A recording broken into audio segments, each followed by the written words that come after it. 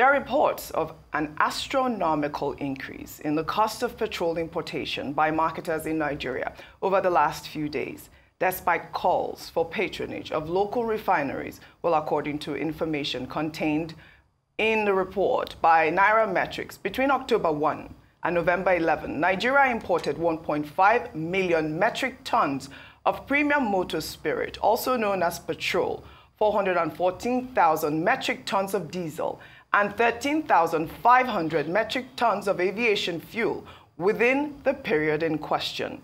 These volumes translate to more than 2 billion litres of petrol, 500 million litres of diesel, and 17 million litres of aviation fuel, with a combined cost of close to 3 trillion naira.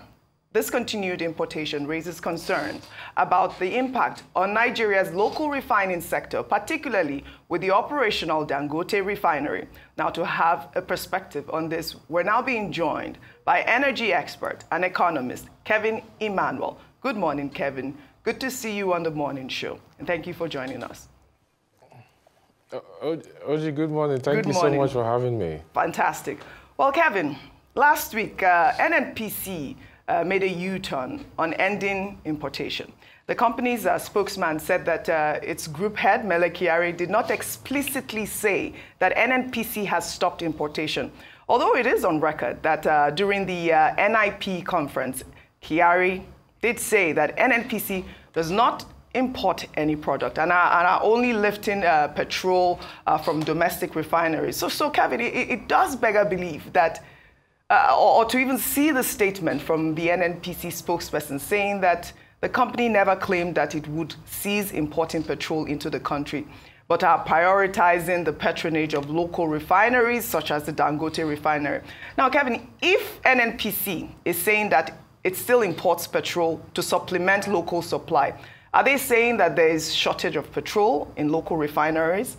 Isn't it true that only recently, the Dangote Refinery reported that it holds over 500 million litres of refined products in its reserves?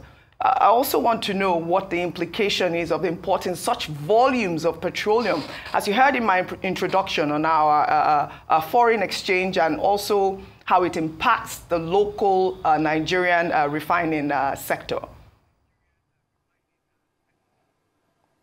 Oji, thank you so much for the questions, very important questions. I'd like to give you perspective on this issue. In 2002, Obasanjo, when he was president, came up with the backward integration policy. And that has led to backward integration for several sectors of the economy.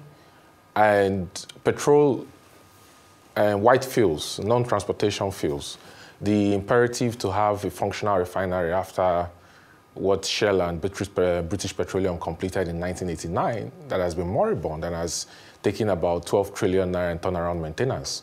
Specifically between 2019 and today, $4 billion has gone down the drain for a rehabilitation of 210,000 barrel processing capacity of Port Harcourt Refinery.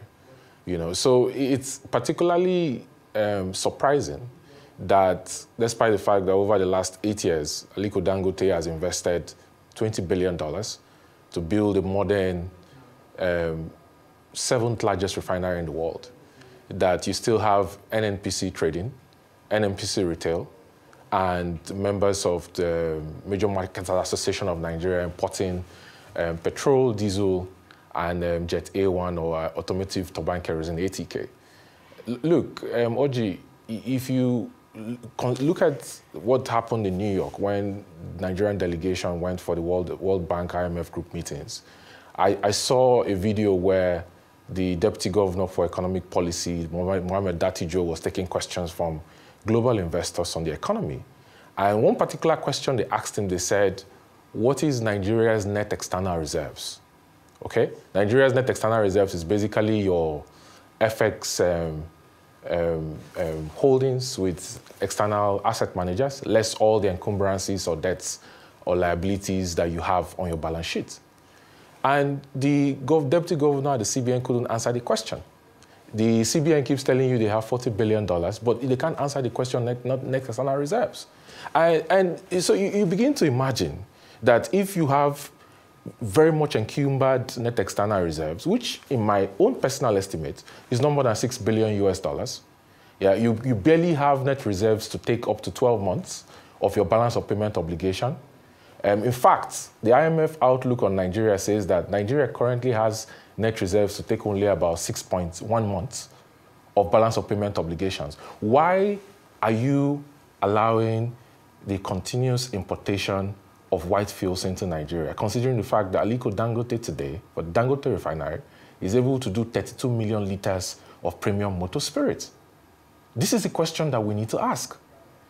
The current capacity utilization and output, the refinery in Lagos is doing anywhere around 420,000 barrels of crude oil on a daily basis. It has enough PMS, it has enough diesel, it has enough jet A1 to satisfy the demands of the Nigerian market. Why are you still importing white fuels into Nigeria? The recent data, Oji, that came out shows that landing to Nigeria for November, or late October, November, you have NNPC about anywhere around 687,000 metric tons, and the marketers anywhere around 847,000 metric tons. When you put it together, it comes to anywhere around 1.53 million metric tons of PMS you're landing into Nigeria. Now, you go back to the Petroleum Industry Act, sections 317, 7 to 8, that says that if the domestic refiner has the capacity to satisfy the demand of the local market, the regulator, NMDPRA, is not supposed to grant import permit license to other players to bring in products into Nigeria, and they should collapse their structure into collecting product from the refinery in Lagos. The GCU of NNPC went to Nigerian Association of Petroleum Exploration as their annual conference and said it on record that they've stopped importing and they've collapsed their structure to take in products from Lagos. But the evidence, the motor tanker vessel report shows that, that's not the case. So it beggars belief that you have an economy that is struggling. The president traveled to Saudi Arabia to look at, getting $5 billion in trade finance loan to, try to see how they can meet up balance of payment obligation. The Minister of Finance says that he wants to float a floating rate euro bond because Nigeria's issuer default rating has been improving. The credit default swaps are coming down. He wants to borrow another $1.7 billion from the Eurobonds market to meet up with shortfall in the deficit. It beggars belief, Oji, that NNPC said they lifted 196 million barrels of crude oil. They can't remit dollars to save Nigeria's economy. Instead, the government wants to borrow money to try to draw down on the debt NNPC owes. But NNPC is still swapping Nigeria's crude oil and the precious dollars you have to import products into Nigeria. It doesn't make any sense. Kevin, you have just talked about a section of the PIA, and I would like to know, is it on record that the regulator, NNDPRA, recently approved import licenses of an additional 3.5 billion litres of PMS by December? Correct me if I'm wrong. I mean, is it in good faith that our regulators are granting these licenses for massive imports? We also know that the Crude Oil Refinery Association, Owners Association, has called for a stricter regulation of import licenses. Does this amount to some sort of a sabotage? Oji, it is sabotage. It is sabotage because the Petroleum Industry Act is clear. The Regulator Act granted additional license to import the 30.5 billion litres of white fuels into Nigeria. It's an act of sabotage because the Petroleum Industry Act is clear as daylight that if the domestic refiner has the capacity to produce and the output has shown that they have the capacity to produce, the regulator is not supposed to grant import license to bring in products into Nigeria. Sections 317.11 also states, it also states that based on the February 2020 convention that was held by the Economic Committee of West African States, all ECOWAS members are to apply a 50 parts per million sulfur level for products imported into Nigeria. And based on that, the regulator produced a gazette that says that all products in Nigeria for white fuels, the sulfur level should not exceed 200 ppm, and that is an allowable limit for December 2024, which means that at the end of December 31, 2024, NMDPRA is supposed to advise on a new allowable limit for sulfur level. But tests that has been conducted, Oji, shows that the sulfur level for products imported into Nigeria is well above 1,500 ppm, which is not only dangerous to the environment, dangerous to the engines of people's cars and generators, is also dangerous to the health of Nigerians. Does NMDPRA actually have a standard lab as specified in their gazette to test products that are imported into Nigeria? Not even only you are giving contravening sections 317, 78 of the PIA. Do they actually have a standard lab to test the products they bring into Nigeria and how it impacts on Nigerians? Do they have it? So clearly this is an economic sabotage, and clearly some people are not happy that the Dangote Refinery in Lagos exists. All right, Kelvin, let me follow up on what you have established, and I like the fact that you're going to the route of economic sabotage. But then have you sufficiently examined the impact of pricing in all of this? And in doing that, I would like you to listen to what Femi Shone, the spokesperson of NNPC, said in clarifying what the GCU of NNPC said regarding why importation had become sort of permissible at this point. Let me read what he said to you. The GCU's statement should not be construed to imply that NNPC is obligated to be the sole off-taker of any refinery, or that we will no longer import fuel. While NNPC prioritizes sourcing products from domestic refineries, this is contingent upon economic viability, keyword economic viability. And then he went on. He said if local supply is cost-effective, it will be preferred. But the same principle applies to other marketers who will also evaluate total cost when deciding whether to buy locally or to import. This is what Femi Shone said in clarifying what his boss said. Do you think that this constitutes sabotage to what we have in the Dangote Refinery? And if we are concentrating on Dangote Refinery, why are we not reminding NNPC, for example, about the 4 refineries at his own disposal that nobody is talking about after a series of promises that they will be ready, that at least 2 of them will be ready by September? Maybe because costing and pricing are part of the issue. Maybe if those refineries are working, the reason why the marketers are complaining about the pricing from Dangote will not have a reason if there were alternatives from NNPC. Kelvin. Okay, so very important question you asked. But first of all, let us go to the industry and then the reports over the last 5 years. And let's look at the products that they've brought into Nigeria, okay? And let's consider the fact that NNPC has quoted a premium landing price for landing PMS to Nigeria for substandard quality products. If you go to the international market and you speak to any expert in midstream and downstream, they'll tell you clearly that the price of PMS is determined by the quality or grade of the PMS that is being refined. So unleaded 10 ppm, unleaded 50 ppm, unleaded 200 ppm comes at different prices. There are different grades of petrol.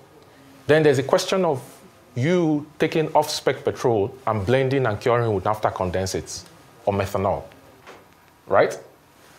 So can NNPC categorically tell Nigerians, based on empirical evidence, because I like facts and data, if an external forensic audit, and I'm very particular about the word forensic audit is done on the quality of products and the balance sheet of NNPC, can they categorically tell Nigerians that the landing price they've quoted for the product that has been brought into Nigeria over the last 5 years since 2019 is equal to the quality of products they've brought into Nigeria?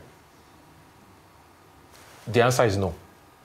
But if that forensic audit is done, will it show that the landing price they've quoted to the Nigerian government that has led to record subsidy at the time petrol subsidy was taking about 25 to 30% of the Nigeria's budget?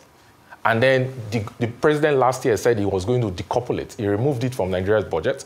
And instead, he transferred the burden to NNPC. NNPC started defraying the cost of subsidy from their revenue that was supposed to be remitted to Federation account, can they authoritatively say that the landing price is quoted to the government and that has led to the defraying of costs on their balance sheet that caused them to declare profit and then came out and admitted a few weeks after that they don't have the profit they've declared is equal to the quality of products they bring into Nigeria? The answer is no. Can you put Dangote Refinery white fuels side by side with the imported white fuels and say they stand hand to hand? The answer is no. The truth and reality is that for the 10 ppm unleaded petrol and diesel that Dangote is offering to the Nigerian markets, you can see that even there are 7 countries that are currently, doing preliminary talks with the Dangote Refinery about, demand is anywhere around 95 million liters per day for these 7 countries, including Ghana. Ghana spends about $400 million a month importing white fuels. Yep. Can NNPC say that the quality of products they bring into Nigeria is good for the country and can stand side by side? The answer is no. The Dangote Refinery has the capacity to solve the demand of white fuels in Nigeria. So why is it that, the people who complain about monopoly, the independent marketers, not Ipman, because Ipman recently started a commercial contract and some of them have started taking products from the Dangote Refinery? Yeah. Why is it that they are not able to coalesce together, bring capital together, build a refinery in Nigeria and compete with Dangote? Why? Does it make sense that we have a situation where the regulator is siding with marketers to bring in products that cannot be verified, the quality cannot be verified, because the regulator does not have a standard lab as specified by the Petroleum Industry Act, yeah, to compete against a refinery that is producing standard products that is in demand by other African countries and is sold all around the world because it meets quality specifications for regulators all around the world? Is it fair? It's not fair. There is a law. That's why the Petroleum Industry Act was enacted. It's very specific and plain. So I'll say this to you. If the regulator insists, right, that they want to keep importing products into Nigeria, let them at least comply with what the PIA says of 200 ppm for sulfur. Let us see if they'll be able to compete on price with Dangote. I'll tell you this again, okay? The pricing framework for PMS, first of all, you have Platts. It's a global system that is used because I'll tell you, out of the 420,000 barrels of crude oil that is refined in Lagos, anywhere around 70 to 80% of that daily feedstock is paid for in US dollars, contrary to the so-called Naira-based crude oil swaps that is not actually being implemented. That program is not being implemented. The compliance rate of that Naira-based crude oil swap is anywhere between 20 and 25%. So it's inconsequential. There is a Platts system where Platts is anywhere around $645 to $650 per metric ton today for 1,341 liters of petrol per metric ton. There's a Platts system for pricing PMS all around the world. It applies to the Dangote Refinery too. For the 825 refineries all around the world, there's a Platts system. The refinery has a premium based on the quality grade of PMS that is refining. Then, now, that's the ex-gate refinery price. Dangote doesn't have control over that pricing system because it's a global template for refineries all around the world. So the major bone of contention and the reason why the PMS price is not as low as Nigerians who want it is primarily because your exchange rate has been dropping. And exchange rate is dropping because the little dollars you have and the little dollars that have been remitted from NNPC for selling crude oil abroad and remitting that money to Federation account, NNPC is using to import products that the quality cannot be verified. So the bone of contention here is your exchange rate. But if you put it at par between Dangote and the imported fuel, Dangote pricing still beats the imported products. The quality of Dangote still beats the imported products. And I'm challenging NNPC and DPRA to come forward and prove otherwise. They don't have evidence. Okay. They don't have any evidence. Okay. If what they are saying is contrary to what I've said, let them provide evidence to show that what I'm saying is false. Okay, Kelvin, I'd like to come in here because you said that the Naira crude crude feedstock is about 20 to 25%, and that's inconsequential. But I would say that 20 to 25% of its subsidy would not be inconsequential. Now, I'd like to ask you, if Dangote Refinery is getting even just a quarter of its feedstock in Naira, that is in a form of a subsidy when Nigerians, the average Nigerian on the streets, does not have their own PMS subsidized at the end, and the price differential we're not seeing. So I'd like to ask that if Dangote Refinery's products, as you said, are on a higher level, on a higher standard than that which is being imported, if he has this 500,000 in storage, why isn't he selling it to like Ghana, for example, that you mentioned? If the price is determined, as you said, by the standard of the product, why isn't he selling it to the international market? Are we to believe that he invested $20 billion into this refinery and then is making economic decisions based off of altruism? This is a very good question you asked. So today, 70% of the white fuels that are being refined at the Dangote Refinery is actually taken by international oil traders. 70%. The fact that national governments in Africa, Burkina Faso, South Africa, Ghana, I think Chad is there, Niger Republic is there, Central African Republic is there, even Namibia and Angola are there. By the way, Angola is one of the major oil-producing countries. Angola left OPEC last year, November, December, I think. Namibia is going to achieve first oil in 2026, okay? Now, if these countries are talking about taking off products and international traders are already taking products, it's because they see the quality of the product that he's offering the market, and they know that the quality of the product is actually accepted by regulators all over the world based on any standard template you want to measure it by, EPA, EN, ASTM. Now, on your question on the amount of feedstock based on Naira-based crude oil sales that are supplied to the refinery, and the commercial agreement between NNPC and Dangote answers that question, because the commercial agreement specifies clearly that the value of PMS that is sent back to NNPC is equivalent to the amount of crude oil in Naira that is being given to the refinery. Okay? Now, but the question here is that if 3/4 of the crude oil feedstock that the refinery in Lagos is using to refine is actually purchased for in US dollars, you don't expect the refiner to sell white fuels to the market in Naira. And that goes back to the government. What is happening with your exchange rates? Why is the Naira trading at above 1,700 Naira to US dollar? It's trading at above 1,007 because you don't have net external reserves to meet up with your imports or to exceed your imports for 1 year. It's called the Dangote principle by central banks. There's a Dangote principle that says that your net external reserves that are unencumbered should be equal to at least a minimum of your balance of payment obligations for 1 year. Nigeria's balance of payment obligations for 1 year at Deshua is about $8 billion. Your net external reserves is not more than $6 billion. So the elephant in the room here is to the government. Why is your Naira depreciating? Your Naira is depreciating, number one, because the crude oil, the dollars you'd have gotten to your central bank to do balance of payments, NNPC is using it in crude oil swaps in what they call modified carrier agreements to international traders. NNPC is taking that with multilateral development banks to front load cash they need to import PMS whose quality cannot be verified.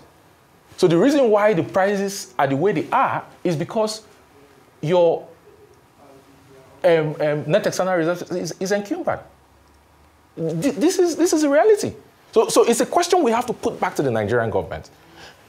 Does it make economic sense not to collapse your structure to the Dangote Refinery and ensure that you achieve full backward integration and you can support your external reserves so that your currency can strengthen, so that the price of PMS and other white fuels can come down and inflation can come down? Because your exchange rate has an impact on your inflation. The inflation report came out the other day and it says that inflation is now 33.8%. At the next Monetary Policy Committee meeting, the MPC is most likely going to raise the interest monetary policy rate again. If they raise the monetary policy rate, the banks are going to adjust within 10 days. They have to notify their customers. They're going to adjust the commercial lending rate again. And it's just a vicious cycle that keeps going. So how are you sabotaging the principles you need to bring down, to make the Naira appreciate, bring down inflation, and stabilize the trilemma of exchange rate, inflation, and interest rates, and balance the macroeconomics of the country? When you've seen a clear line of sight, if not sabotage. It's complete sabotage. It doesn't make any sense. All right, Kevin, you have talked about the federal government's crude for Naira policy not yielding results.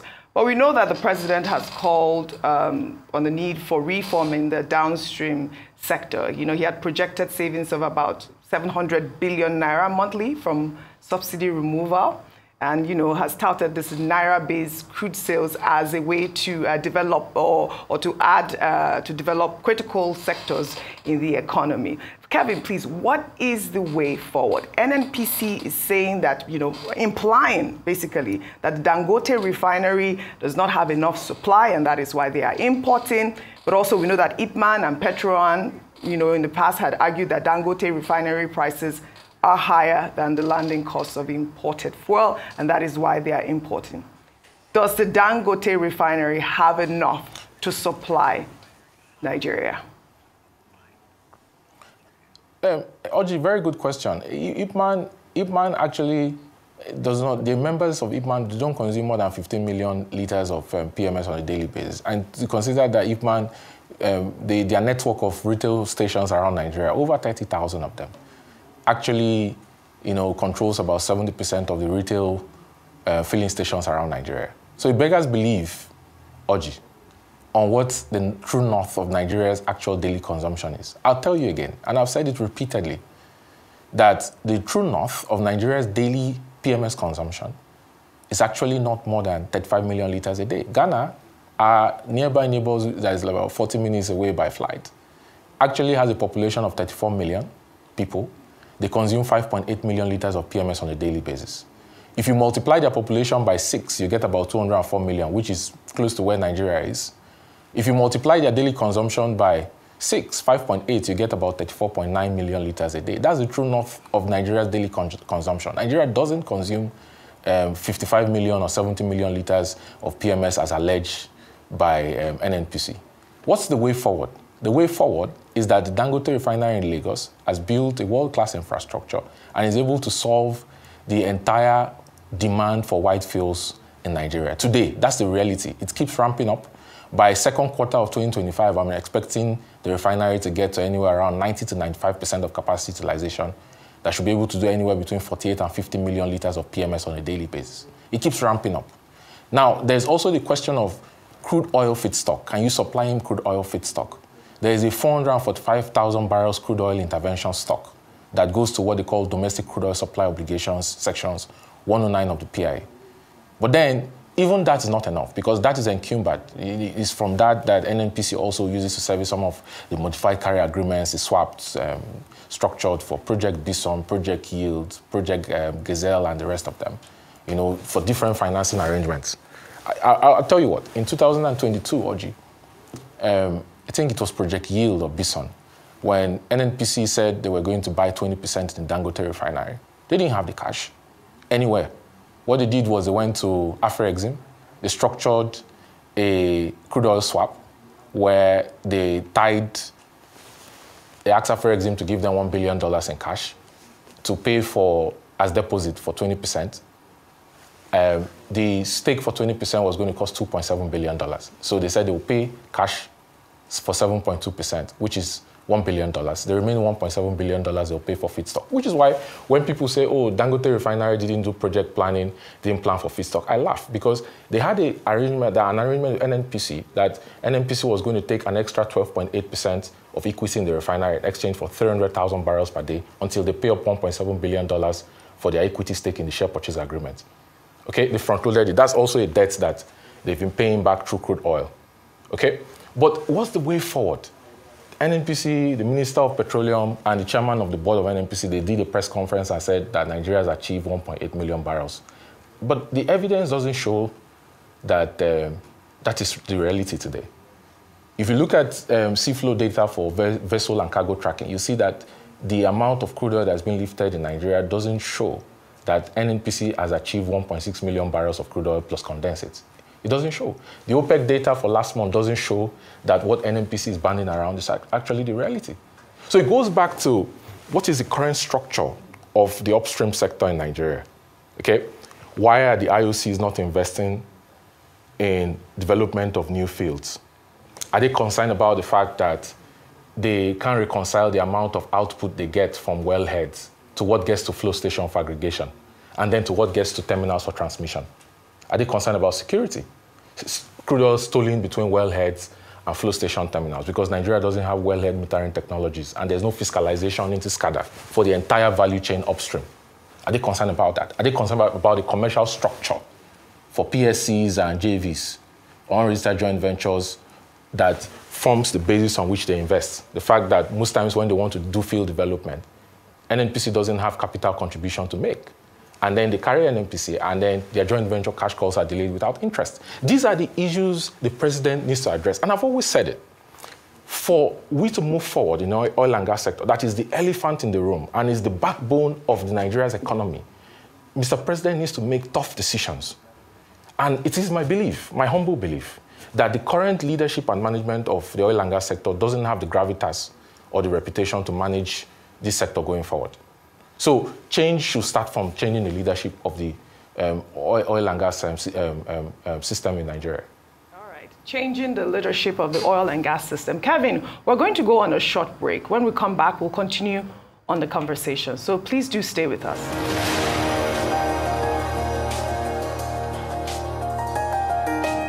Welcome back to the morning show. Our guest is still with us, and he's energy expert and economist, Kevin Emmanuel. Thank you for staying with us, Kevin. Before we went on a break there, you were, talking about urging the federal government to support the Dangote Refinery, and we know that the Dangote himself has urged, for collaboration with local refineries to meet Nigeria's daily petrol demand. And you've also called for a change in leadership. I just wanted to sum up our conversation before we went on a break there. But I believe Steve Ayorinde here has a question for you. All right, Kevin, thanks for the interview so far. I was just going to remind you of the aspect of my initial question that you were silent on. I wanted to know if that was deliberate, the aspect of NNPC and its own refineries, the 4 refineries that are still moribund, that are still not working. And I asked that question given the fact that if marketers are saying that pricing has to do with the reason why they are not going with Dangote refineries 100%, wouldn't it make sense that the 4 refineries owned by Nigeria are at least working, given the promises that NNPC made? I get the point that you made about the leadership of the NNPC, but then why blame NNPC alone? The president is the Minister of Petroleum. There's a special advisor on energy to the president. If you remove Mele Kyari and all the other people, the same people, special advisor, and the president himself, not to talk of the minister, will still supervise the NNPC. And so, what really is the point? And in few words, how can we move forward in a way that there will be a bit of energy security that will take into cognizance the purchasing power, the pocket of an average Nigerian? Steve, thank you for the question, and apologies I omitted it. It wasn't deliberate. It pains me that I have to call back history. I like history, I like facts, I like data, because numbers always tell you the story, and records are good, are important. You remember Blue Star Consortium, 2006, they won the bid for Port Harcourt Refinery. It was rescinded. The Chinese National Petroleum Corporation won the bid for Kaduna Refinery, and then they were, hanky-panky, that sale was rescinded also, like the one of the Blue Star Consortium. See, in oil and gas, there's what they call gathering, transmission, and distribution. So I want you to take Kaduna out of the equation, because supplying, when CNPC won that bid, their plan was to build an export pipeline to bring crude oil from Niger Republic to Kaduna, not even from the Niger Delta to Kaduna. Because if for example, Atlas Cove and Musimi that were supposed to take PMS from the Dangote Refinery in Lagos. It's not working, right? Because there was like vandalism of that pipe in 2019, 2020, and the government has not done anything about it. And because of that, Nigeria is incurring NMDPRA port charge. Nigeria is incurring shuttle, demurrage, bulk storage terminal fees. That is more than 100 naira per litre on the price of PMS from the Dangote Refinery, because you don't have pipeline infrastructure to take PMS, evacuate PMS from Dangote Refinery.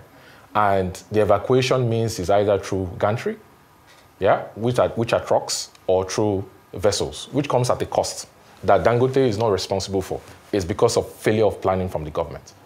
How are you going to truck crude oil or pipe crude oil from the Niger Delta to Kaduna?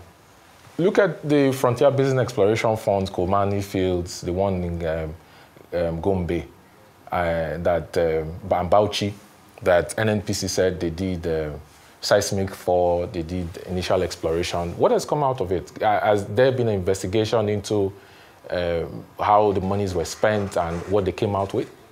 Borno, Nasarawa, has there been investigations? No. So Port Harcourt Refinery, is going through turnaround maintenance. It's been going through turnaround maintenance. And it's consumed 12 trillion. Are we not tired of expending precious resources that we don't have? The government has announced a medium-term expenditure framework and a budget estimate of 47 trillion. It's 20 trillion more than what you have for this year. This year, budget performance was not up to 50%. Wale Edun wants to borrow $1.7 billion to meet up with deficits, right? Do you actually have money to fund further turnaround maintenance for Port Harcourt that is moribund? $4 billion within the last 5 years, no result. Aliko Dangote started 8 years ago and is produced the 7th largest refinery in the world. Does it make sense to keep expending Nigeria's precious dollars and naira into turnaround maintenance for 4 dead refineries and not working? For me, I think what the government should do, right, is actually sell off those assets as scraps, because no investor is going to buy those assets for more than $1 billion today. Sell it as scraps and liberalize the midstream regulation and framework for private sector people to compete with each other. Let the marketers who are importing products whose quality cannot be verified come together as a consortium, build a refinery, and compete with Aliko Dangote. Government has proven, especially the Nigerian government, over decades, Nigerian government has consistently proven over decades that it lacks the capacity to do business. So why can't they focus on regulation and allow the private sector to do what it knows how to do best? There's a wisdom in what Olusegun Obasanjo did in 2001 when he called for privatization of NITEL and for private sector people. Just imagine that Obasanjo had not done that and NITEL was the only telecom provider we had in Nigeria. Do you really think we would have made the progress that we made today? And by the way, telecom was the backbone on which Nigeria achieved a lot of the success it has had with financial technology or fintech that we have today in Nigeria. So we need to understand that the government does not have the capacity to do business, and the right thing to do is to sell off the assets, privatize the assets, and allow the private sector to do business and compete with each other. That's the only way you can achieve efficiency and drive competition in the sector. All right, Kevin, would like to thank you very, very much for joining us on the program this morning. You have made valid points, and which is the federal government must do all it can to support local refineries and to ease pressure on our foreign exchange. Thank you very much indeed.